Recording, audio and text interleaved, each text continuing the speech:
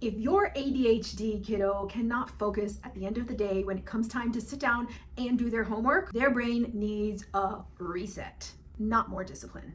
I'm Nicole Santa Maria, an occupational therapist, and I'm going to show you exactly the 3 brain breaks I recommend to my clients that can help parents just like you at home trying to navigate homework at the end of the day. So executive functioning skills are all the skills that each individual has that help us get things done.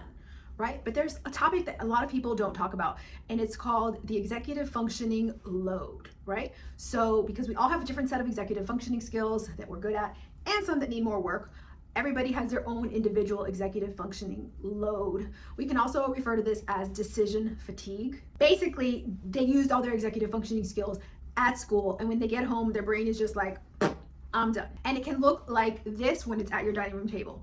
Their executive functioning skill of attention and focusing is just so hard for them to sit down and do the one thing that it looks like 17 water breaks, pencils, I'm sitting upside down.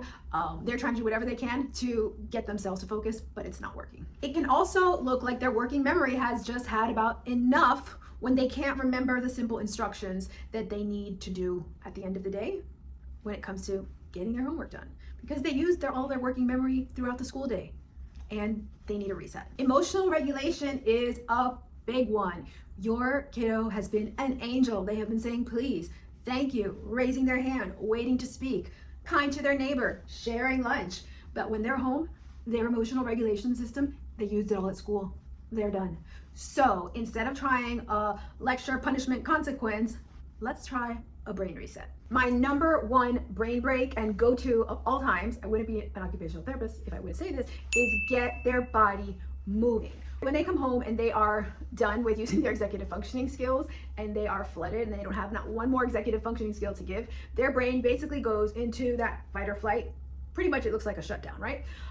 So if we introduce movement, it does a couple of things. One thing it does is it tells their brain, hey, remember fight or flight, hey, we have escaped the lion, we are safely away from the fire, we're good. We can start to regulate again a system, especially when it comes to regulating anything having to do with executive functioning skills. When we're talking about resetting your brain, movement is the go-to move. Think about it. Sometimes if you exercise, move, you don't feel like it, you don't want to, you're tired, but you do it anyways and you feel better, right? We're not going to get into the physiology of exercise, but the simple idea of moving your body and putting pressure through your joints is what gives you that feel-good feeling, gives you enough energy to make it through the rest of the day. So that's what this movement brain break is going to do for your kiddo. So before you see the wheels fall off the bus, introduce some kind of movement. Now, it doesn't have to be complicated.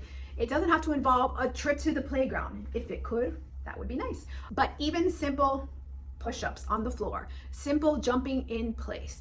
I will say the one area where I see lots of people go wrong with introducing movement when they're gonna have to refocus again is they introduce movement, like chaotic kind of movement, without any structure or boundaries, right? So a boundary would be, let's jump 10 times, counting out loud. Let's do 10 push-ups. Let's jump in place. And you can get as creative as you want, but introducing one boundary while you're doing that fun, playful movement, it can be, let's move until the song is over. Let's do a crazy dance till the song's over, right? And that song over is the cue, okay, we're done moving. If you have a little bit of trouble with moving around and then having them get back to the thing, try some breathing. Okay, we're gonna get more into that in tip number 3. My second tip for resetting the brain after we are full, we've used all our executive functioning skills at school, let's try introducing movement, but movement that crosses between your left and your right. So it can look as simple as touching your shoulders, touching the same side, touching the opposite sides. It can look as simple as crisscross your arms, you can't see my knees, but crisscross in front of your knees. You can even introduce a marching game where we are marching and your left hand is touching your right knee. Your right hand is touching your left knee. It can be something that you do together so those mirror neurons kick in. And I'm gonna use mirror neurons with you, but this is not a fancy session. This is very simple and play-based that you can do at home within literally minutes to really change your child's brain and reset them and get ready for the last part of their day where they do have to sit down and do the homework.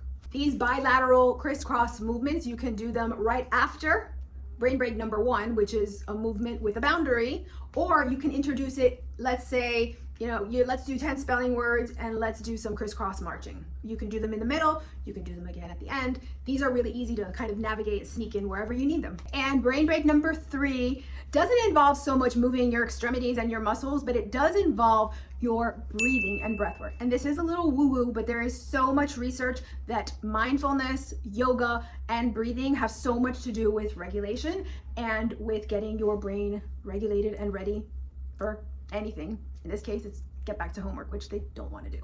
So breathing is going to regulate your vagus nerve. It's going to tell the brain and the body you are safe, you can continue, and everything is okay.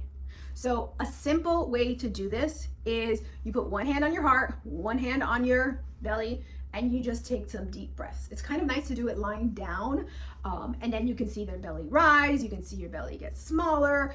You can put a book on top of the belly. Let's see the belly go up, let's see the book go down, sitting down, standing up. It's a really easy thing for us to incorporate. I'll give you another example because I like these are my 2 go-tos, right? So take out your hand, super easy. This is how you can make sure you do the 5 long breaths. Breathe in, breathe out, breathe in, breathe out.